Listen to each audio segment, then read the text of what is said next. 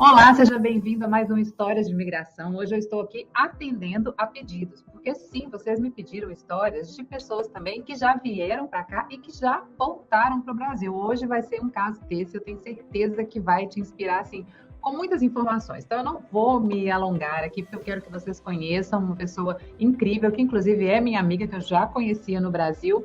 Então, Dani, seja bem-vinda. A Dani é dentista, ortodontista, inclusive dos meus filhos. Seja bem-vinda, Dani. Obrigada por aceitar nosso convite, viu? Muito obrigada, o prazer é todo meu de apresentar para vocês aí experiências que tivemos nos Estados Unidos. Então, Dani, mas você nesse momento está falando do Brasil. Sim, estou falando de Belo Horizonte, do Brasil. Dani, quem era a Dani e a sua família aí no Brasil? Qual que é a profissão de vocês, do seu esposo? E como é que nasceu esse projeto de querer vir para os Estados Unidos? Sim, eu sou dentista, né? Como a Alessandra disse, eu sou ortodontista. Meu marido é engenheiro, mexe na área de tecnologia da informação. Eu tenho 2 filhos. Hoje estão com 16 e 13 anos. E essa vontade de ir para os Estados Unidos veio do meu marido, por causa da área dele, tecnologia. Então, há muitos anos atrás, quando minha filha tinha 2 aninhos, a gente foi a primeira vez visitar a Califórnia. Porque eu tenho primos que moram aí, primos bastante chegados. E a gente ia sempre passar Natal, Réveillon na casa deles, e a gente passou a gostar bastante da Califórnia. E a área de atuação dele, do trabalho do meu marido, é uma área que eles almejam sempre os Estados Unidos, porque tem Vale do Silício, principalmente a Califórnia, e era um sonho dele. E ele veio e eu sempre bloqueando. Eu sempre falava, não tá na hora, os meninos pequenos, aí veio o segundo filho, falei, não, ainda não. E aí, há uns 4 anos atrás, isso ficou mais intenso. Então, ele começou a querer mais ir para os Estados Unidos e ter essa experiência. Então, essa experiência essa vontade partiu dele. E ele foi me convencendo aos poucos de que seria uma experiência, e eu fui vendo a realidade do país, o que seria para mim, o que seria de bom para mim, de bom para os meus filhos. E a gente foi colocando isso também na cabeça dos meninos. Até quando, em 2019, tudo foi correndo bem, as coisas foram fluindo, e ele entrou, na verdade foi 2018, ele entrou com um processo de pedido do Green Card. E ele queria ir legalmente e não queria entrar no país ilegal. Então ele começou a dar esse ênfase a pegar o visto. E aí, 2019, as coisas foram acontecendo, foram dando certo. Em 2020, a gente teve a notícia de que deu certo, o visto tinha saído. A gente iria ter o Green Card. Isso foi um mês antes da pandemia. Estourar a pandemia. Exatamente, começar. Dani, você se importa de falar pra gente, no caso, a aplicação dele foi pro L1? Ai, eu me esqueci. Foi um visto EB2. Acredito que foi o EB2. Tá. EB2. Foi um visto EB2. Então. Sim, ele precisou de muitas indicações, cartas de recomendação das empresas que ele já passou aqui. E ele trabalhou já em algumas empresas bem conceituadas aqui. Então, ele precisou de bastante. É um processo bastante trabalhoso, é muito documento, muita coisa, mas não é impossível. Tanto mas que a gente conseguiu. Entendi. Não havia, então, um empregador aqui e nem foi uma transferência da empresa dele. Não foi o EB2NW, com certeza. Não foi. A gente fez pela profissão dele, foi pelo currículo dele aqui, por recomendação daqui. Então, no geral, os Estados Unidos achou que, depois de todas as análises, que ele seria interesse dos Estados Unidos, teria interesse dele como profissional. Então, a nossa audiência aqui, que já está mais do que treinada em todos os tipos de vistos, já identificou aí que realmente é o EB2NW, é hoje um dos vistos mais procurados pelos brasileiros, né? Sim. Que realmente tem uma qualificação diferenciada, que já tem uma experiência profissional, a pessoa conseguindo comprovar isso, realmente é um visto difícil, mas não é impossível, tanto que estão aí vocês. E exatamente. Aí saiu a boa notícia, então. Saiu a notícia, temos o Green Card. Janeiro de 2020, a gente recebeu a notícia que iríamos, na verdade, fomos aprovados para entrevista no Rio de Janeiro. Então, essa entrevista no consulado no Rio de Janeiro, que a gente levou assim, uma mala de documentos, ela sim seria a final. Então, se desse certo essa entrevista, a gente estaria liberado para entrar nos Estados Unidos. E a gente fez essa entrevista um final de semana antes de estourar a pandemia no Brasil. E de fechar o consulado, inclusive, né? Porque o consulado do Rio de Janeiro fechou. Exatamente. A gente foi numa segunda-feira Na quinta-feira, o consulado do Rio de Janeiro fechou. Uau. E aí eles enviaram nossos passaportes para Belo Horizonte, eles já tinham enviado, e a gente pegou o passaporte aqui um dia antes do consulado de Belo Horizonte fechar.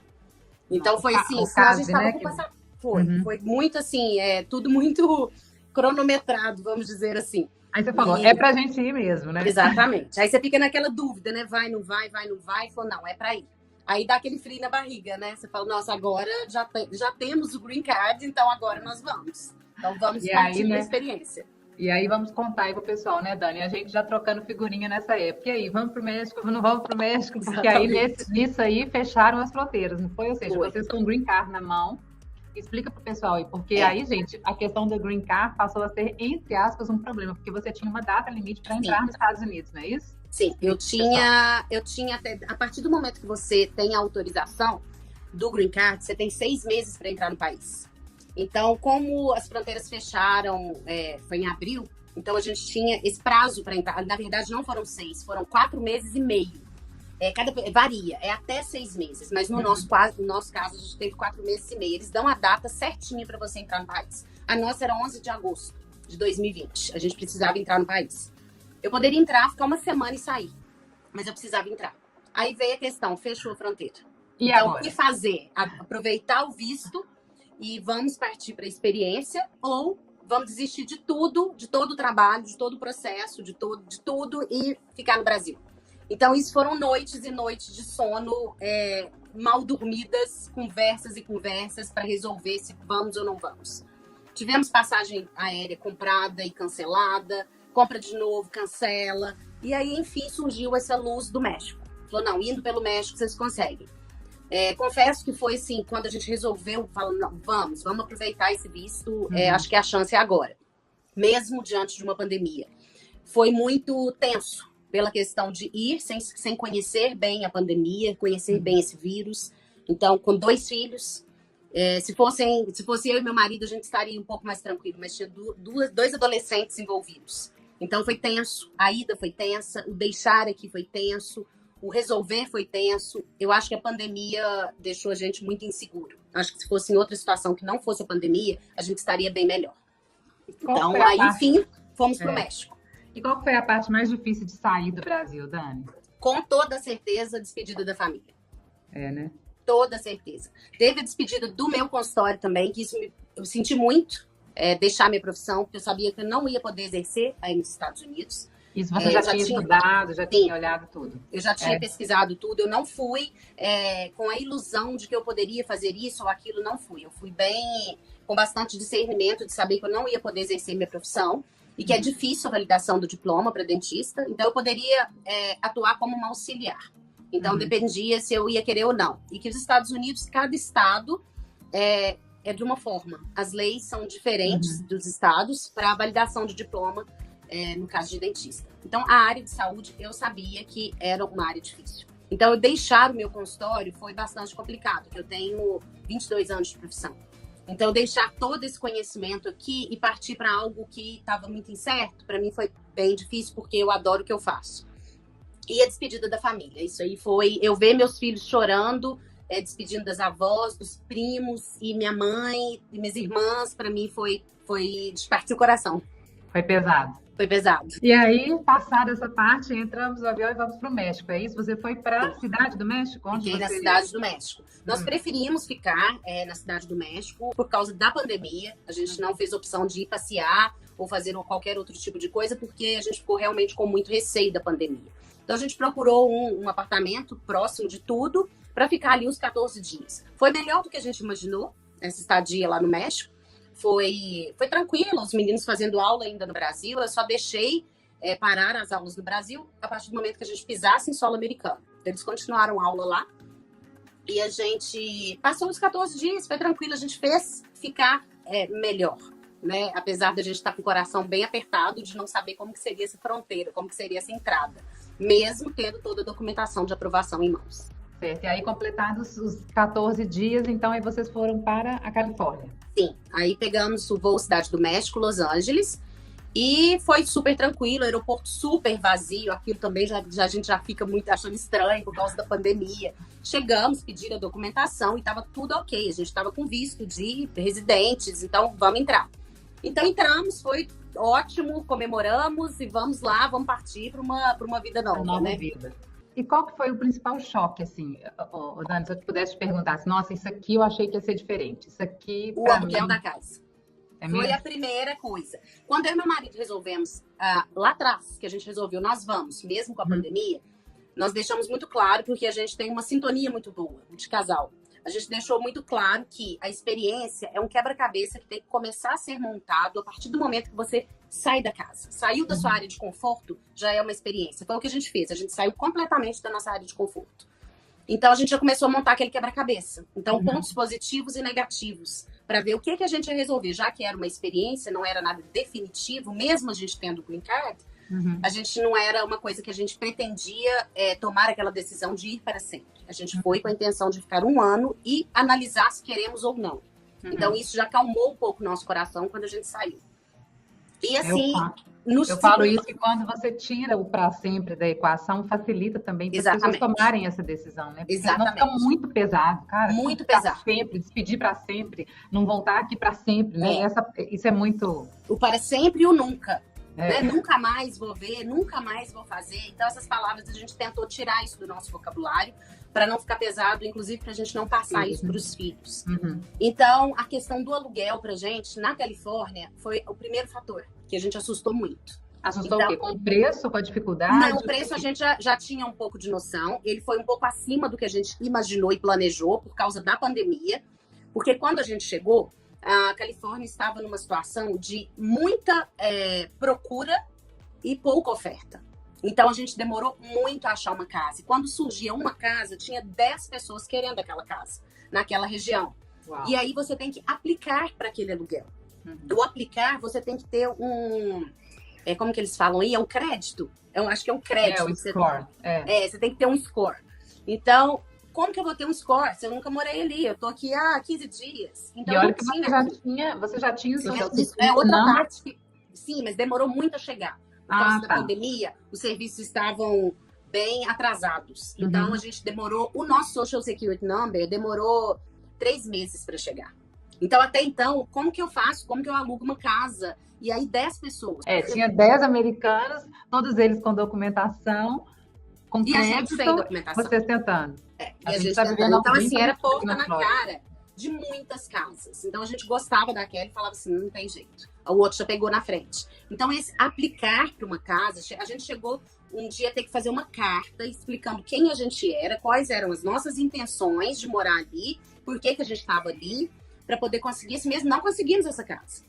E aí, depois, com 40 dias na Califórnia, que a gente conseguiu alugar uma casa. E esse mesmo, porque sem o Social Security Number, mas nós tivemos que adiantar 12 meses do aluguel. 12 meses? 12 meses, senão a gente não ia conseguir alugar. Então, isso pra gente já foi um baque. Um choque, né? Um choque, inclusive, na reserva financeira. Exatamente. Isso aí pra gente foi assim... A gente foi muito preparado. Porque como meu marido já queria isso há muito tempo, a gente foi muito preparado, inclusive financeiramente. A gente foi planejando de ser um ano sabático. Ele iria arrumar um emprego lá, sim, mas não seria nada que dependesse daquilo pra gente estar sobrevivendo. A gente tinha o valor de sobrevivência para 1 ano. E aí, isso aí já deparou com um fato que a gente não estava no nosso script. Então, a gente já ficou extremamente assustado com isso. E aí tem o depósito que tem que fazer, que é um depósito de 2 meses do valor do aluguel. Já foi mais um rombo na nossa economia para o ano sabático. Nossa. Então, isso aí pra gente pesou bastante. Aí já começou choros. O que eu faço? Agora eu tô longe do meu país, eu não sei o que eu faço. Então, já veio a primeira pecinha do nosso quebra-cabeça. Foi a questão do aluguel. Mas foi uma pecinha negativa, vamos dizer assim. Porque já fecharam 12 meses de contrato. Exatamente. Então, nós fechamos 12 meses. A gente tentou 6 para amenizar. Não irredutíveis, só se for 12, porque a gente não tinha o score.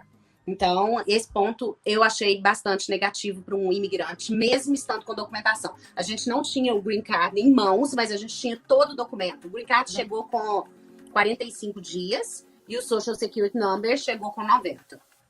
Então, a gente apresentava a documentação de que ele estava em trânsito, vamos dizer assim, mas não adiantou.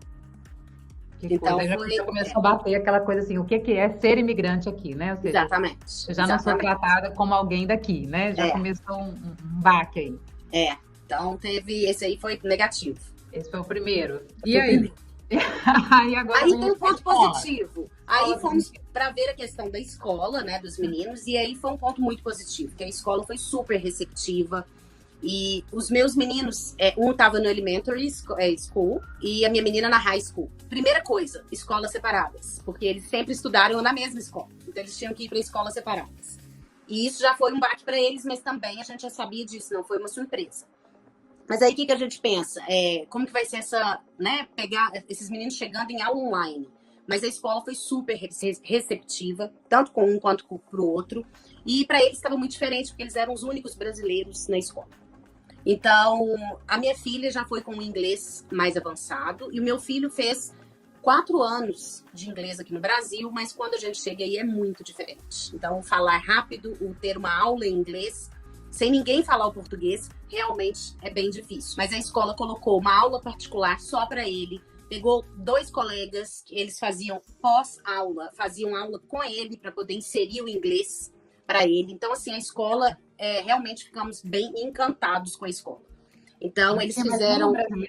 Nenhum brasileiro. Ninguém falava português. Então, assim, meu filho, na primeira semana de aula, no primeiro dia, ele chorava. Ele chorou por 2 semanas. Ele falava, não entendo nada. E olha que ele já tinha feito 4 anos de inglês no Brasil. E eu falava para ele assim, filho, então vamos combinar uma coisa com a mamãe? A mamãe vai fazer aula com você. Era online, eu falei, vou ficar do lado numa cadeira, até quando você precisar. Que eu estava entendendo o que a professora estava fazendo? Não, também não estava entendendo. Era só um apoio emocional. Era um apoio emocional. Para mim também era uma aula. E eu falei para ele, o dia que você se sentir que a mamãe não precisa estar com você, você me avisa. Aí ele falou, tá bom. Eu fiquei com ele acordando todos os dias, tendo uma tarefa de dentista, passei a ser estudante da Elementary School por 3 meses.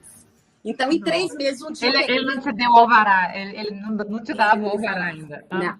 Aí, um dia, ele com 3 meses, eu peguei minha cadeira, já estou indo eu para minha aulinha, lendo livro. A gente via junto, ele olhava para mim, mamãe, não estou entendendo. Eu falei, nem eu. Então, vamos lá, o que eles estão fazendo? Vamos acompanhando.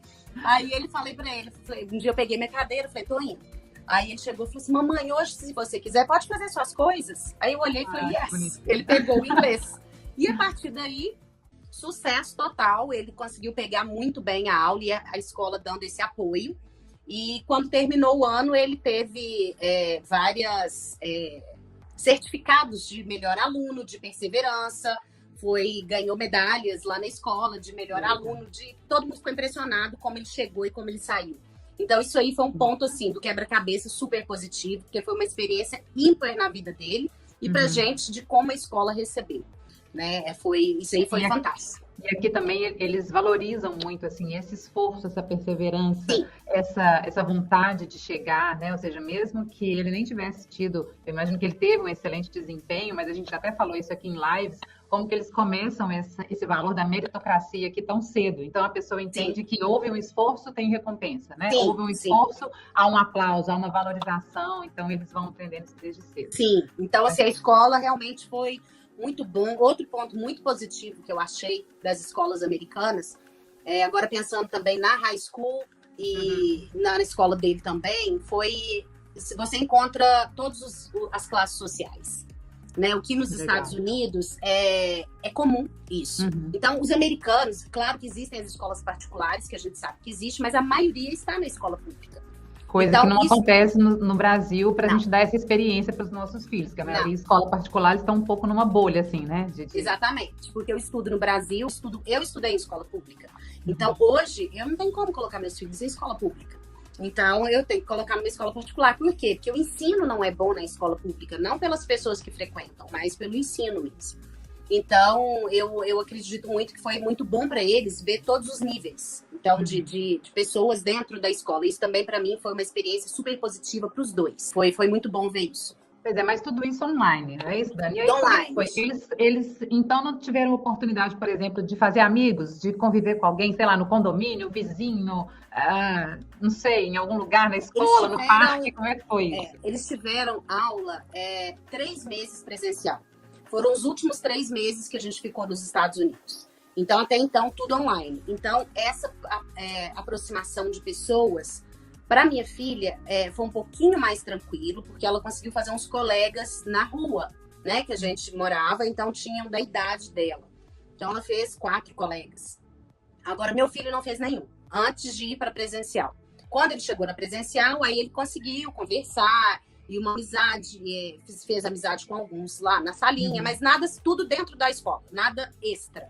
A minha filha, às vezes, por causa da pandemia, encontrava na garagem, ia tocar alguma coisa, conversar, e ficou dessa forma. Agora, meu filho, não. Não, antes de ir para presencial, ele não fez nenhuma amizade.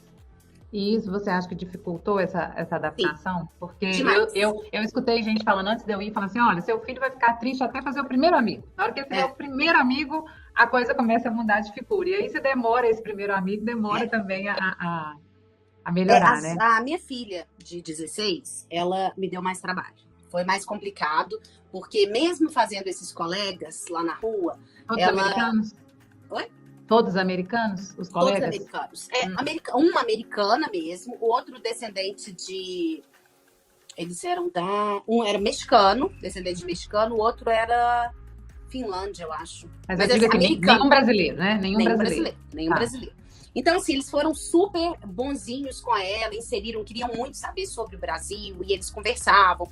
Mesmo tendo isso, no princípio eu falei, não, agora eu acho que os problemas acabaram, ela vai ficar mais alegrinha e tal, mas durou pouco. Ela não se adaptou mesmo com esses colegas. Não conseguia se adaptar. Ela falou, mamãe, é muito diferente, a maneira deles é muito diferente, a maneira de pensar, a cultura deles é diferente. E ela começou a entrar em parafuso, sinceramente falando. A gente chegou em agosto, dezembro, ela já não estava legal. Ela estava se esforçando, eu via que ela estava se esforçando muito. Eu falava, filha, chama eles para vir, vem jantar aqui em casa, a gente dando todo o apoio para tentar inserir, mas realmente para ela estava bem difícil. O meu filho, na época, estava com 12, para ele não foi tão ruim. Ele, se tivesse uma internet boa, ele estava ótimo. Ele estava jogando com os primos aqui no Brasil, e até jogava com alguns colegas daí, e da escola, então para ele estava bem, ele estava tranquilo. Mas a Júlia é uma menina que gosta, é uma adolescente que gosta de amigos, ela gosta de socializar, ela gosta de conversar, então para ela realmente foi bem difícil. E aí eu entendo que juntaram 2 dificuldades, porque foi a dificuldade da pandemia, que não era hora de socializar, não era isso? Exatamente. E a dificuldade da adaptação, foi isso? Exatamente. Que juntou aí na... E a Califórnia, justamente no mês de dezembro e janeiro, depois do Thanksgiving, a Califórnia começou um período muito ruim da pandemia. Então, a gente nem esses colegas da rua ela conseguia encontrar, porque ficou muito ruim. Então, a gente precisou ficar muito em casa, e aí isso aí foi piorando e agravando muito a adaptação, principalmente dela. Então, a gente começou a ficar preocupado. Então, e você? Enquanto isso, você e o seu esposo, adaptação dele ao mercado de trabalho, como é que foi? Sim, igual eu falei no início, né? Era para ter sido um ano sabático. Mas assustamos com os preços da Califórnia, apesar da gente ter feito muito planejamento. A gente planejou quanto custa a TV, quanto custa a internet, quanto que eu vou gastar de supermercado, quanto que eu vou gastar de celular. A gente fez toda essa pesquisa, inclusive com minha prima que mora aí, que é uma pessoa que está aí e tem aquele gasto na região que a gente está ali. Você devia ser igual eu, você devia ser a louca das planilhas e a louca das listas, né? Então... Exatamente, tudo planilhado, tudo arrumado. Só que na hora que você chega na realidade, você fala, meu Deus, é além. Porque aí tem aquela coisinha, tem $100 aqui que não estava contando. Aí tem mais 50 daqui e vai mais isso, mais aquilo. E aquilo foi começando a estourar o orçamento do que a gente tinha feito para um ano. Então, em janeiro, meu marido falou, não, eu preciso arrumar um trabalho. Para a nossa reserva não acabar, eu preciso de arrumar um trabalho. E a gente chegou à conclusão de que, realmente, ele foi com Quando a gente foi, ele foi com uma representação da empresa que ele trabalhava aqui, que era a empresa de software. Sim. E aí ele viu, durante o período que a gente ficou lá, antes dele começar a procurar esse emprego, ele viu a dificuldade de inserir um software brasileiro no mercado americano. Muito difícil. Apesar de já ter um escritório lá, eles pediram que ele fosse, não era um vínculo empregatício, ele estava fazendo isso como um advisor. Mas ele começou a sentir gente desligando o telefone na cara, quando via que o inglês não era fluente. Isso não foi 1 ou 2, foram vários. E aí, a empresa que estava lá, um escritório pequeno, eles começaram a queriam um reforço, porque viram que realmente estava difícil inserir esse software nos Estados Unidos. Realmente não tem condição. É muito difícil inserir um produto brasileiro no mercado americano. E aí ele falou, vou procurar outra coisa. E aí ele começou a procurar e viu uma dificuldade imensa, mesmo estando com documentação e tendo a experiência dele. Ele ouviu um dia de uma pessoa que ele estava conversando, falou para ele, olha, hoje você não é ninguém aqui nos Estados Unidos profissionalmente falando. Então tudo que você teve no Brasil, esquece, você vai começar do zero. Então aí já vai mais uma pecinha pro nosso quebra-cabeça. Falar, como assim? Eu já fiz tanto lá, eu já tenho um currículo lá super importante, profissional, e de repente eu zero tudo. Aí começou aquela dúvida. Falou, nossa, gente, eu deixei tudo para trás, né? Então, mais uma pecinha no nosso quebra-cabeça. Mas ele continuou procurando trabalho e conseguiu um trabalho numa empresa intermediada por uma empresa brasileira. Ele conseguiu numa empresa, inclusive, com sede em Miami. E aí ele começou esse trabalho em fevereiro, e uma semana depois a gente tomou a decisão de voltar. Aí falou, mas como assim? Eu já ia falar para você, mas então agora chegou tudo no lugar, estamos no emprego. Mas aí é isso, né? A gente começou, né? Não, a Júlia, a gente arrumou um psicólogo, ela estava conseguindo, né, controlar com psicólogo para a gente ajudar a parte emocional dela. Tem a questão financeira. Não, estourou nosso orçamento? Ok, então conseguimos um trabalho até com uma remuneração razoável. Aí tem a minha questão, né? Que eu não estava porque teoricamente agora as pecinhas estavam se encaixando. Era para o desfecho. Se fosse um filme, eu ia esperar outro final. Exatamente. Aí tinha a minha questão. Eu ficava o tempo inteiro me remoendo, falando, gente, eu tô feliz aqui. Eu sempre tive uma vida no Brasil super ativa, trabalhando o dia todo, fazendo várias coisas. De repente eu tava me vendo dentro de uma casa, arrumando, lavando, passando, fazendo comida. Aí eu olhava e falava, gente, eu não quero isso pra mim. E pra eu conseguir inserir no mercado de trabalho aqui vai ser super difícil. Aí o que eu fui fazer? Estudar. Aí eu entrei para um college, fui fazer inglês como segunda língua e comecei a fazer um mundo de cursos na minha área de odontologia. Fiz curso aí nos Estados Unidos, fiz curso aqui no Brasil, online. Então, assim, meu dia começou a ocupar. Eu pensei e falei assim, não, eu preciso ocupar meu dia para eu parar de pensar. E aí eu ocupei estudando. Mas você chegou a ter um pequeno negócio aqui na área de confeitaria. Sim. Quando eu fui, como eu me conheço, eu sou uma pessoa muito ativa, eu fiz cursos aqui no Brasil de confeitaria. E falei, não, lá eu faço isso que eu vou ocupar meu tempo. E aí começamos a fazer em novembro. Dezembro foi ótimo, vendemos bastante e começamos a ficar empolgado com aquilo. Então, o quebra-cabeça estava indo para o lado positivo, né? Tá dando tudo certo. Mas era também um trabalho dentro de casa, né, Dani? Quem é muito comunicativo, assim, igual a gente, quem é muito expansivo, a gente sabe que mesmo assim, né, você... Precisa de ver gente, no ambiente, né? Precisa ver gente, né? Mas aí começamos a confeitaria e comecei a sentir resistência nos americanos para sabores novos. Então, o que a gente aprendeu, o que eu aprendi aqui, que era brigadeiro, bolo e tal, eu comecei a ver que o americano tem resistência, porque o americano tem muita tradição. Eles gostam daquelas comidas, daquele jeito, daquela maneira, naquela data. Aí eu comecei a entender o americano. Aí o que acontece? A gente começou a vender para brasileiro. Aí eu falei, não justifica. Eu quero inserir um produto novo para ter alguma coisa maior, eu tenho que inserir para o mercado americano. E a gente começou a sentir essa dificuldade do americano de experimentar um sabor novo. Então, as vendas começaram a cair no mês de janeiro, porque americanos, aí tem brasileiro, de janeiro o pessoal às vezes viajava, estava de férias. Aí eu falei, gente, isso aqui não vai ser um negócio que vai ajudar financeiramente na casa. Vai ser algo pequeno. Aí, mais uma pecinha para quebra-cabeça. O que a gente imaginou que poderia ser algo que fosse expandir, a gente viu que não iria expandir. Então foi... Dani, e aí que hora que começa, então, a surgir esse assunto, assim? Porque a gente sabe que, eu já escutei isso de vários entrevistados aqui, falar, olha, se você sobreviver o primeiro ano, você passa o resto da vida na América. Escutei isso, assim, diversas pessoas, né?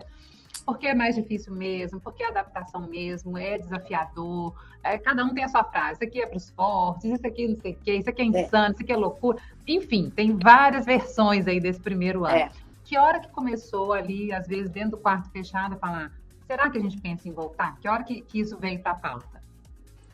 Foi em fevereiro. Você vê, a gente nem estava tanto tempo lá. E a gente tinha essa ideia de um ano, né? Não, um ano vai ser isso aí e tal. Isso aí que você falou. E aí, meu marido começou a trabalhar. Tava uma semana de trabalho. Aí a gente foi falando, agora tá tudo resolvido. Aí eu comecei a notar que a casa, eu, meu marido e meus filhos, ainda estávamos infelizes. A gente não estava feliz. Aí eu falei, vamos fazer uma viagem. A gente veio planejando tanto viajar, então vamos para Las Vegas. E vamos fazer um passeio por lá, que eu acho que a gente está precisando sair por causa dessa pandemia. Aí a gente começa a achar, querer achar. E eu sempre fui o alicerce da minha casa. Então eu fico querendo achar os pontos para ver onde que eu posso melhorar. Falou, vamos viajar. Fizemos uma viagem, voltamos. E eu olhando o semblante de todos na casa, comecei a achar todo mundo ainda triste. E a gente participando de coisas no Brasil, assim, coisas que eu falo assim, vendo aniversários passando, vendo minha mãe, vendo minha sogra, família toda, e a gente, aquilo estava consumindo muita gente. E aí chegou um momento que eu falei, eu fiz até, esse dia foi bem marcante, que eu fiz foi em fevereiro. Eu fiz um papel e coloquei escrito. Eu falei, o que é felicidade para você? Eu imprimi 4 papéis e entreguei para os meninos, para o meu marido, fiquei com um para mim. E falei, vocês têm 2 dias para escrever tudo que vocês querem. O que é felicidade? Porque às vezes, eu pensei comigo, às vezes a gente imagina uma felicidade para os nossos filhos, achando que estar num país de primeiro mundo vai ser feliz. Ou mesmo a gente. Só que eu quero saber do fundo do coração o que é felicidade. A gente já tinha experimentado bastante ali do país, do local.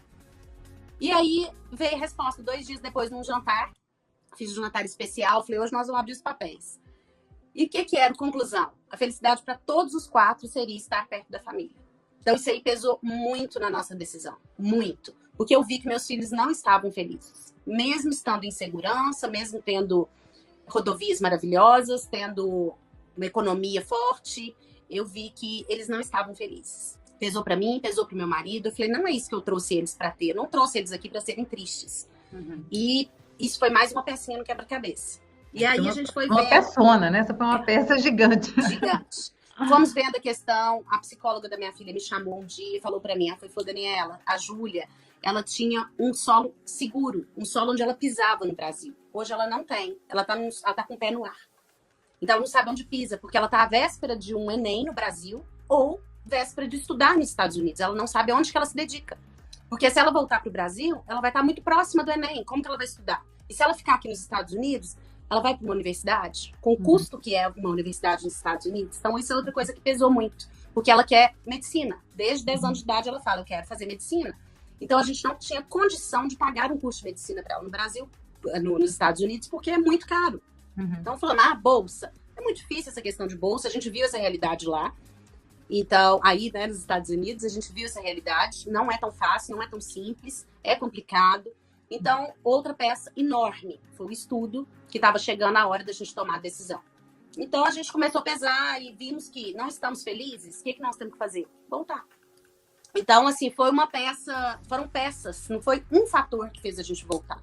Temos excelentes recordações dos Estados Unidos, excelentes. A gente presenciou um país que as coisas acontecem, um poder de compra muito grande, que isso, na verdade, isso me incomodou um pouco, porque esse consumismo americano não é meu perfil. Então, isso me incomodou. Eu não queria que meus filhos fossem criados nesse perfil consumista. Então, os Estados Unidos, a gente entende, a justiça funciona, você vai para uma rodovia, você não vê um buraco. Apesar da Califórnia, a gente viu ela numa outra situação. Eu já tinha ido a primeira vez, para quando a gente morou, eu já achei uma Califórnia bem diferente. Eu achei uma Califórnia com morador de rua, que eu nunca tinha visto, com viadutos pichados em Los Angeles, coisa que eu não tinha visto. Então, assim, a gente viu que isso não era tudo na nossa vida. Não é um país perfeito e que também não era isso que... Exatamente. Então, a gente... aí um dia até... São datas marcantes. A gente ficou até 3 horas da manhã, eu e meu marido, os meninos dormindo, que a gente não quis participar eles disso. Foi até uma dica da psicóloga, ela falou, eles não têm que participar. Vocês têm que anunciar o que vocês resolveram. Porque eles estão muito instáveis, principalmente minha filha, que já entendia mais. E aí nós ficamos até 3 horas da manhã nesse dia e resolvemos. Falamos, gente, vamos pesando tudo, vamos fechar esse quebra-cabeça e vamos resolver. E a gente começou a ver, falou, não, realmente a gente vai ser mais feliz lá. A gente tem a nossa profissão, a gente tem a nossa casa, a gente tem a nossa família. Então, a nossa decisão de voltar foi, economia não é tudo, dinheiro não é tudo, consumir não é tudo. A gente pesou muito. Eu falei para ele, ele falou para mim, onde nós queremos envelhecer? Porque na hierarquia, nós vamos primeiro com os meninos. eles vão ter tempo para fazer outras experiências. Nós já demos essa experiência para eles. Agora, inclusive, se no futuro quiserem vir para fazer um mestrado, uma pós-graduação. Então, eles têm um mundo ainda pela frente. Agora, nós dois queremos envelhecer aqui, nessa vida que a gente está vendo que existe aqui, nessa região que a gente está da Califórnia. Aí nós olhamos para o outro e falamos, não, a gente não quer envelhecer aqui. A gente sente falta de amigos verdadeiros que a gente constrói desde a infância. A gente sente essa falta, que é difícil construir amigos. E a gente sente falta de família, a gente tem apego à nossa família. Então, vamos bater o martelo, vamos voltar? Aí, no outro dia, café da manhã, chegamos para os meninos e falamos, a gente tem uma novidade, nós vamos voltar para o Brasil. E aí, eles olharam e falaram assim, de férias? Falou, não, nós vamos voltar definitivo. Eu vou ser super sincera, eu nunca vi um sorriso, eu tinha 8 meses que eu não vi um sorriso tão grande no rosto dos meninos. E a casa virou outra. O semblante dos meninos virou outro, eles rindo, conversando. Então, assim, a gente teve a certeza que a gente tomou a decisão certa. Gente, é realmente impressionante, Dani, porque eu aqui nesse papel meio que de entrevistadora, né? E às vezes a gente conversa fora das câmeras com algumas pessoas e aí tem adulto que fala assim, nossa, eu já até cogitei voltar, mas se eu pensar em falar isso com meu filho, eu sei que ele desmonta, porque hoje ele ama essa vida aqui nos Estados Unidos. Impressionante como que cada história é uma, né? Assim, cada vivência é única. Não só a vivência, por exemplo, eu lembro que a gente conversava, né? Eu falava, não, Dani, estou indo na igreja aqui, missa em português, a igreja aberta, e aí tudo fechado na Califórnia. Então, assim, diferença de estado para estado, de pessoa para pessoa, às vezes aqui até de região para região, porque é lugar que tem mais brasileiro, que a pessoa faz amizade, né? Então assim, como que cada experiência é única, né? Eu hoje, se eu tivesse que ir novamente, a gente até pulei a parte que a empresa do meu marido, como era sede de Miami, a gente teve a oportunidade, até comentei com você, de ir para Miami. E aí a gente pensou, falou, gente, você vai trocar a figurinha. Então, a gente sabe que o custo de vida também é alto. O salário que meu marido estava tendo aí, a gente iria viver bem, vou falar, mas a gente iria pagar conta, certo? E o salário dele aqui no Brasil, que ele tinha antes de ir, e se a gente fosse converter, a gente teria uma vida muito boa no Brasil. Então, a gente também pesou isso. E a questão é essa que você falou. Se a gente ficasse arrastando mais um pouco, a minha filha ia fazer o quê? Ia arrumar mais amigos, ela ia arrumar um namorado, ela ia se acostumar com a vida, mas a gente precisava resolver se eu e ele queríamos isso. Porque se ela começasse a se inserir, arrastada, né? Falando assim, não tem opção, então eu tenho que ficar, então vamos uma amizade. Aí a gente teria que ficar também, porque a gente não ia deixar ela ir.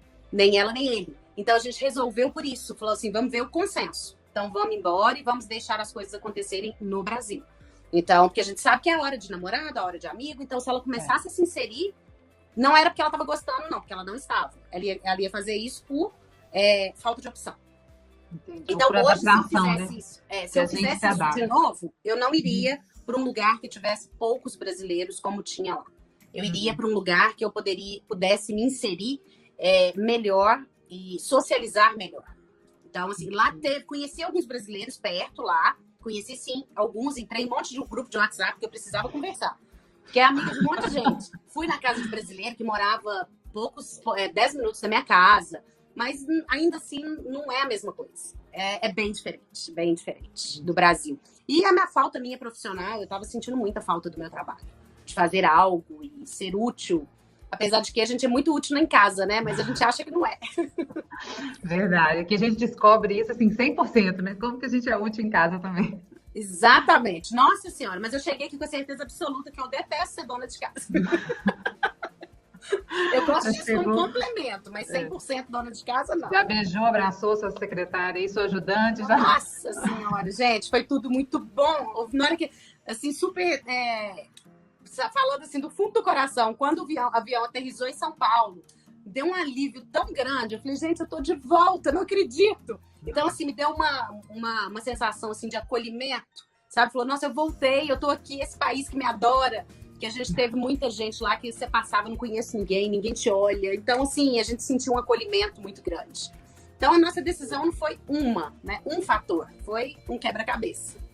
Difícil de ser montado, não é fácil. Pois é, Dani, isso que eu ia perguntar, porque sempre que eu termino a entrevista aqui, a pessoa já está estabelecida aqui, não sei quantos anos, os filhos estão felizes, está todo mundo, enfim. E aí eu pergunto se valeu a pena, porque, né, foi difícil, porque não é fácil para ninguém chegar, se estabelecer e tal. E para a Dani que foi embora, valeu a pena ter vindo? Demais. Foi uma experiência, assim, ímpar na nossa vida. É algo que eu falo que é uma sensação. Como você vai numa montanha-russa, você não consegue explicar aquela sensação que você tem quando você está passando aquela adrenalina de uma montanha-russa. É a mesma coisa, é inexplicável. O que a gente Você tem que falar com a pessoa assim, você tem que ir na montanha-russa, né? Exatamente. Você vai para você sentir. Então, hoje, se uma pessoa me pergunta assim, o que você acha? Você acha que eu vou para os Estados Unidos? Você acha que eu vou fazer uma experiência? Eu falo, vai. Porque você tem que conhecer o seu perfil, se você se adapta ao país, se você gosta daquela cultura, mas a experiência de conhecer outra cultura, conhecer outro país, conhecer os costumes, foi, assim, excepcional. Então, excepcional e ter a visão e o discernimento de ter o equilíbrio de pesar o que era bom e o que não era bom pra gente. Para os 4, né? Porque numa família você tem que pesar para todos. Então, isso aí foi um amadurecimento e eu vejo meus filhos hoje aqui muito diferentes. Nós fomos uma família e voltamos outra. Isso eu não tenho dúvida, não. Meus filhos são outros. Eles já têm uma visão muito diferente. Amadureceram, sim. Eu falo que cada um amadureceu uns 5 anos. Em quantos meses? Em 11 meses. Mas vocês não terminaram nem de usar os 12 meses da casa. Não usamos, você acredita? Aí a gente conseguiu um parcial, um reembolso, devolveram o depósito pra gente. Depois a gente ficou até amigo da moça, a dona que alugou pra gente a casa. Tudo. Ela até falou, por que vocês estão indo? Falou, não, a gente resolveu ir embora. Então, muita gente, quando a gente falou que ia embora, falou, vocês são loucos. Esse país aqui tá muito ruim, vocês são doidos de vir embora, vocês estão aí e tal. Aí a gente respondia assim, só quem está aqui é que sabe como é estar aqui. Então, o Natal pra gente foi muito sofrido, estar longe da família. E no meio desse tempo todo, eu passei essa parte. Com 2 meses que a gente estava aí, eu tive a perda do meu padrasto aqui no Brasil, que era como um pai para mim. Então, isso para mim foi um baque enorme, eu não poder estar ao lado da minha mãe. Então, a gente também teve isso, que a qualquer momento isso poderia acontecer com qualquer pessoa e eu não poderia estar presente. Então, isso aí é algo que mexe muito. Foi outra peça gigante do nosso quebra-cabeça. Então, a perda foi muito recente, né? Você tinha acabado de chegar. 2 meses que a gente tinha chegado, teve a perda dele. Então, a gente falou, pronto, e agora? Qual que é o próximo? E a gente vai estar aqui e tudo acontecendo. Então, assim, a minha conclusão quem vai para ficar tem que ter muito desprendimento, tem que ter uma força muito grande, porque não é fácil. É uma experiência super bacana, mas fácil não é. E a pessoa tem que ter um perfil de gostar do país. Então, realmente, o perfil da nossa família não foi. E o meu marido, que era o que mais queria ir, ele foi o que mais teve certeza de querer voltar. Então, assim, ele tem certeza absoluta. De não ter sido uma coisa assim, não, nós vamos voltar porque os nossos filhos não estão bem e ele voltar frustrado. Não teve isso. Ele não também teve isso. Hoje somos uma família resolvida. Resolvida e, assim, experiência vivida, ponto final. Não temos arrependimento nenhum, que eu acho que a gente deve arrepender do que a gente não fez e não do que a gente fez. Então, a gente não tem arrependimento nenhum, pelo contrário, experiência maravilhosa. Quem me perguntar, eu falo, vai e experimente, porque é importante. É importante e não é para qualquer pessoa. Porque é duro. Você sabe, né, Alessandra? Não é fácil. Não é fácil. Continuamos trocando figurinhas, né, Dani? Aqui, a minha última pergunta era exatamente essa, porque quem nos assiste aqui, na verdade, está querendo ouvir as experiências, eles sabem que não é todo mundo que dá certo, e é engraçado porque sempre teve uma entrevista que a gente fez aqui no canal, que a gente não falou de visto, nossos comentários, qual que foi o visto, qual que foi o visto, e as pessoas acham que a documentação é o mais importante. A documentação é importante, mas vocês estão ouvindo aqui o relato de uma pessoa que já foi com o Green Card na mão, e voltou para o Brasil. Ou seja, não é o seu documento que faz a sua vida dar certo aqui nos Estados Unidos. Não é. É importante, tem que olhar tudo, mas... então, eu queria que você falasse assim, para a pessoa que está se planejando vir, o que é importante? O que é importante nessa preparação? E o que é importante estar preparado para enfrentar aqui? O que você falaria para essa pessoa que está aí na balança? Vou, não vou? Eu falaria o seguinte, vão, né, que vocês queiram ir, preparados, porque existem muitas coisas positivas, tá? Em relação à minha família, nós nunca estivemos tão juntos, tomamos decisões tão juntas e a gente nunca esteve tão alinhado com as nossas opiniões. Então, vão preparados para isso. A gente vai ter muita união, mas vai ter também muita dificuldade. Preparados financeiramente, pelo menos para 6 meses nos Estados Unidos. Isso aí é uma coisa que pesa muito. Então, não conte que você vai ter um emprego assim que você chegar. Você pode até ter, mas você vai assustar com o custo de vida, que é um custo de vida alto, apesar das pessoas falarem, lá ganha muita faxina, ganha muita tal coisa, mas o custo de vida também é alto. Então, a gente tem que pesar bastante isso, que foi uma coisa que nos assustou. A questão do aluguel também difícil, mas quem está preparado para ir e quer realmente fazer essa experiência, vá, porque senão vocês vão ficar o resto da vida pensando: por que eu não fui? Por que eu não fiz a experiência? Melhor coisa que tem na vida é sair da área de conforto, experimentar outra coisa. Não deu certo? Volta. Porque a vida da gente é curta. Então a gente precisa fazer o que tem vontade. Experimentou isso, viu que não foi o que a gente queria, a gente não tinha o perfil do país. Voltamos e hoje estamos estabilizados, todo mundo trabalhando, os meninos felizes na escola e com uma experiência, uma carga de experiência enorme, que ninguém tira da gente. Muito legal, Dani. Na Masterclass que a gente fez, né, que eu fiz lá, o Imigrar Vai Te Fazer Feliz, eu ainda falo, né, a dor do se, né, e se eu tivesse tentado, e se eu tivesse ido, e se a gente tivesse ido pelo México, ou seja, você não tem nenhuma dor do nenhuma, né? Não carrega nenhuma. Nenhuma, a gente fez tudo que precisava. E a questão de documentação é importante porque você fica mais tranquila. Você anda nos Estados Unidos, você se desloca com muito mais tranquilidade. Mas eu vou falar a verdade, que eu usei o meu Social Security Number 3 vezes o tempo todo que eu estive aí. As 3 vezes foi para fazer a minha vacinação. A minha dos meus filhos, uma minha e 2 para eles. Então, assim, Green Card, acho que eu não usei. Ou se eu usei, foi 1 vez ou 2. Então, assim, é importante para você ter tranquilidade. Mas eu acho que isso não é o mais importante, não. E que você continue imigrante do mesmo jeito, né? Você estava falando aí da aplicação para o aluguel, ou seja, era um imigrante com green card, mas era exatamente, mas é imigrante. Mas eu sei que foi muito bom, a gente ficou muito feliz aí, em partes, teve muitos momentos de tristeza também, muito choro, muito deitar no colo, chora, vamos ver o que vai fazer.